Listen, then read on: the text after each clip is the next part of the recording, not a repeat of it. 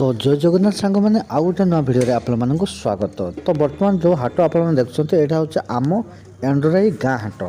तो ये आमर प्रत्येक मंगलवार आ शनिवार 3टारू हाट आरंभ हुए आउ संध्या 7टा 8टा भितर हाटटी शेष हो जाए। जेहेतु यहाँ शीत ऋतु चली तो तेणुक 7टा भितर ही बंद हो जाए। 7 ରୁ 7:30 भितर आम हाट बंद हो जाए।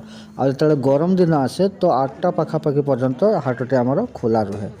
तो सबु प्रकार दुकान ये सब आसचंती, माछ दुकान भी आसचंती और परिवा दुकान भी आसचंती आलू पियाज एमाने भी सब आसचंती। बहुत सुविधा हो पाखापाखि आमर ये जो 3-4टा गाँ अच्छी तो ये हाट द्वारा आम बहुत उपकृत हो। तो देखो यहाँ हूँ आम एंडराई गाँ हाट। तो जदि यही भिडियोटी आपण मानक भल लगे तो निहाती मो फेसबुक प्रोफाइल को आपण माने फॉलो करंतु आउ कमेंट करंतु आउ पाखापाखि भितर जो माने ए हाट को देखुछंती आ से माने कमेंट करी कहंतु से माने को गाँ रो ए हाट को देखुछंती। ताले रहिली जय जगन्नाथ।